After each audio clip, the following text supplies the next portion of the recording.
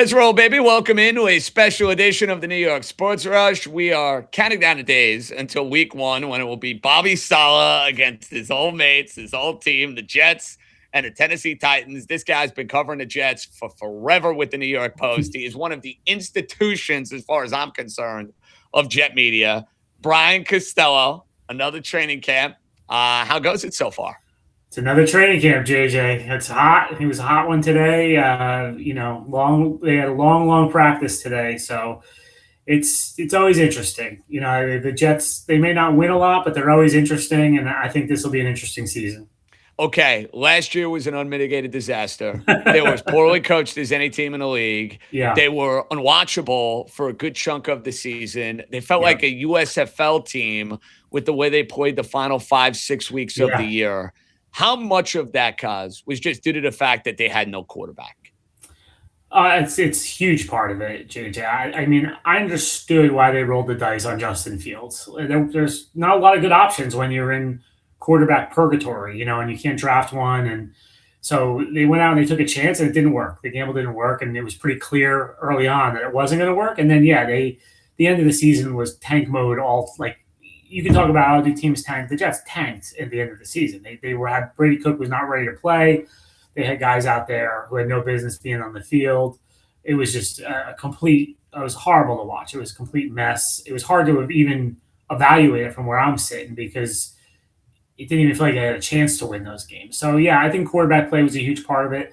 The coaching wasn't good. I would give you that. I think Aaron Glenn made some big mistakes on his initial coaching staff that he has now cleaned up. I think he hopes. I think Frank Reich is an interesting addition to this coaching staff. Glenn should have been calling the plays from the start. I never understand why guys come in and don't call the plays. So I think the coaching should be better this year. And I think Glenn learned on the job last year, but now we'll see if Geno's the answer. From that standpoint, what are you more intrigued by? The idea of Frank Reich leaving the Carolina Panthers, spending some time in college, coming Yeah. back to the pros to call plays, that dynamic, or Glenn basically saying, yep, new defensive coordinator, the hell with this. I'm calling the plays. I'm calling the shots. If I'm going down, I'm going down my way. What's Yeah. more intriguing to Brian Costello? Reich is definitely more intriguing because the offense has been so bad here for so long. Like it's incredible when you look up like the last 10 years, the number of touchdowns scored. It's like the Jets are in a different category from everyone in the NFL. Even teams like you think are bad teams, like the Cardinals or the Browns, they've had blips in the last 10 years of good play. The Jets haven't had that. So there hasn't been an offensive coordinator, JJ, who's been here for more than 2 years since Brian Schottenheimer, and that's ages ago. So can they finally get an offensive coordinator that can looks like he knows what he's doing and can get it going? And they have some interesting young pieces on offense as well. I mean, we all know Garrett Wilson and Brees Hall; those are kind of the established guys. But drafting Kenyon Sadiq, drafting Omar Cooper, A.D. Mitchell is a really intriguing guy. Mason Taylor's in his second year. Can Frank Reich get something out of these guys? I think we think the offensive line has a chance to be decent. The defense for Aaron Glenn, he's got some new pieces. They're sort of rebuilding. I feel like more on defense right now. But I'm very intrigued on what Frank Reich can do. Let's get to the quarterback. Yes. You covered Geno Smith, part one. IK Yeah. and Kampali. It's Mhm. actually the last time they won in Miami, which is crazy because the Dolphins Yeah. still haven't won a playoff game, but yet the Jets have not won in Miami since Geno Smith was the quarterback Yeah. and had the Perfect. perfect game. Perfect game. Yeah. And Rex Ryan's getting basically the Gatorade bath in his last game as coach of the Yeah. New York Jets. So to show you perspective, it's been a while. Obviously, Geno was young. He was brash. He made a ton of mistakes on and off the field. And when he left the Jets, Brian, if you told me he'd still be in the league, I Yeah. would have been like, no freaking chance. A couple of years ago, he's like this success revitalization story with the Seahawks. Last year, he was a joke with the Raiders. Bad line, bad situation, everything that comes with it. Now that Geno has been brought back into your life and you're dealing with him once again, what has that been like? Yeah, it's weird. It's a little weird. I mean, there's days where like it's him and Demario Davis, and there was a day Rex was here, and because Rex's son is on the staff now, and I'm like, oh my gosh, this is like 2012, 2013. We're back. So yeah, it's been strange. I'm curious to see how he is different as a player and as a person.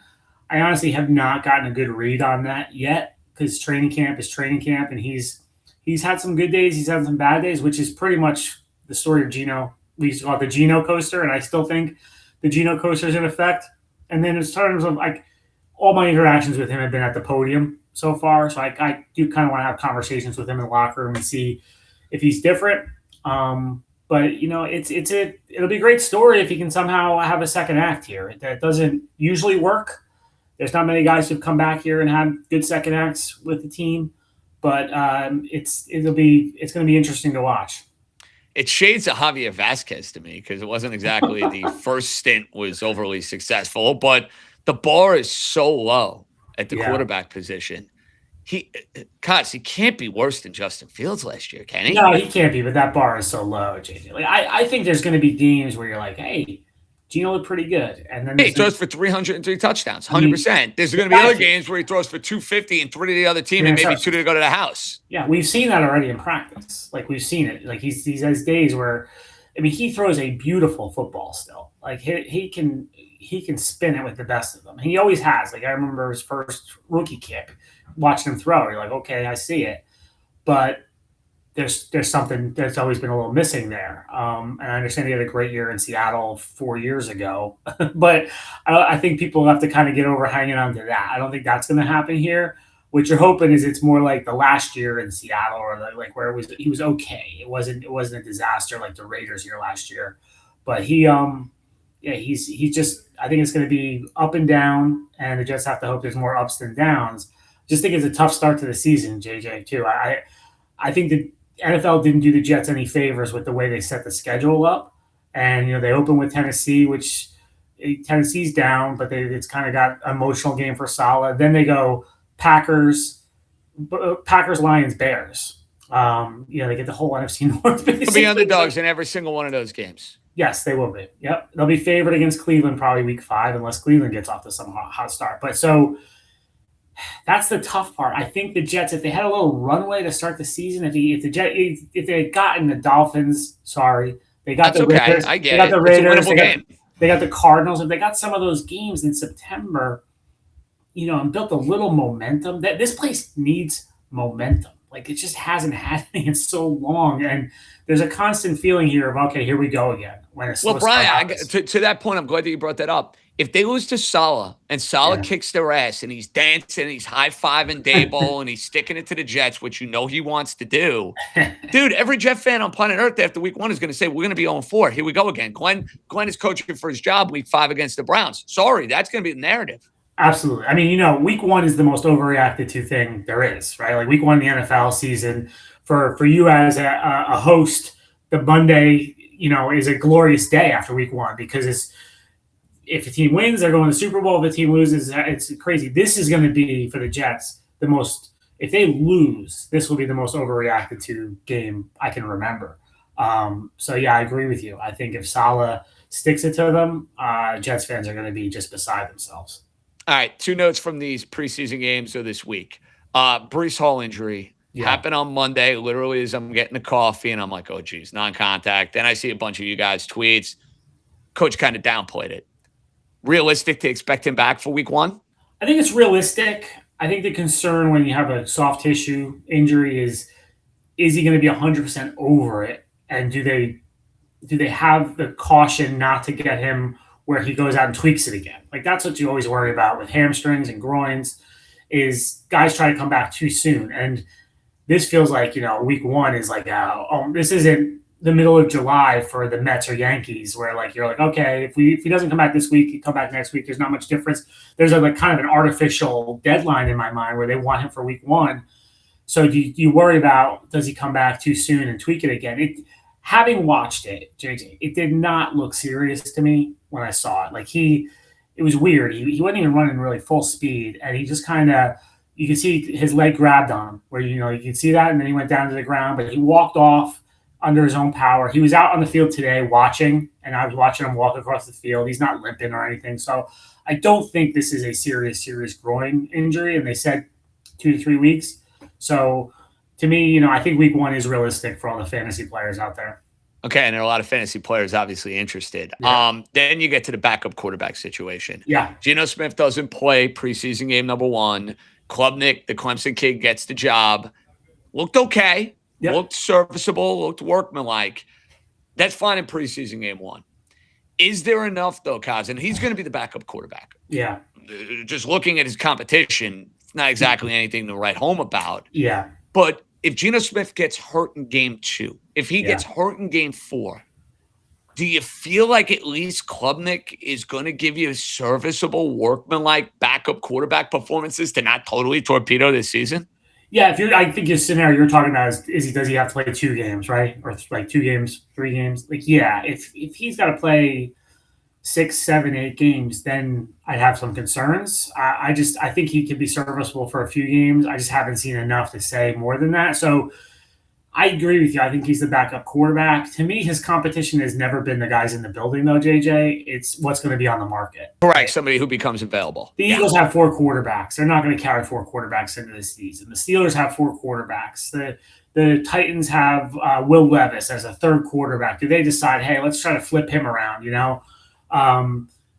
If a team is ready to cut a quarterback right before the roster deadline, do they call Darren Muji and say, hey, would you give us a 6th-round pick for this guy? So that to me has always been the competition.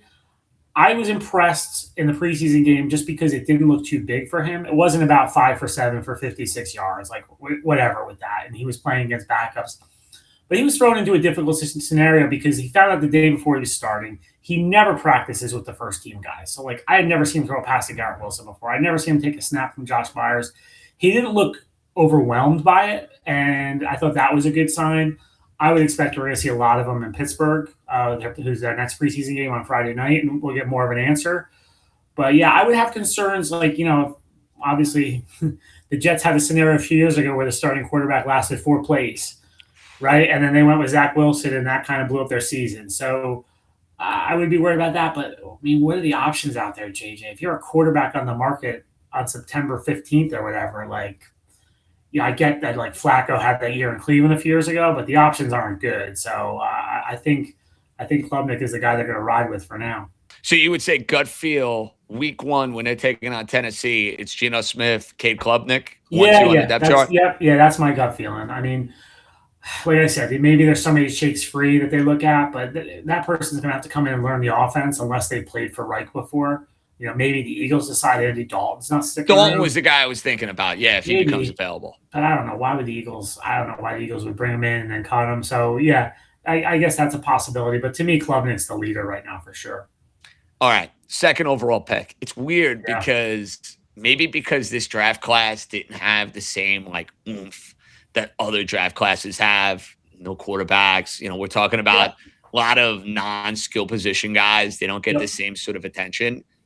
What has been your takeaway, David Bailey? As advertised? Yeah, as advertised. Above expectations? Like, you see him every day in practice. What does he look like? Yeah, he's as advertised. I think he's been very impressive. He looks like the number 2 pick, right? That's what I would say is you're like, okay, I get it. I get why that guy was the number 2 pick. And I think, look, he played at Texas Tech. He played at Stanford before that. Those aren't – if you're a casual college football fan that really loves the NFL – you're not watching a lot of Texas Tech or Stanford football. You just watch Texas Tech in the playoffs maybe, but we haven't seen a lot of him. It's not like he went to Alabama or Ohio State or Notre Dame where you might watch him every week. So he's kind of an unknown, but his first step is really impressive.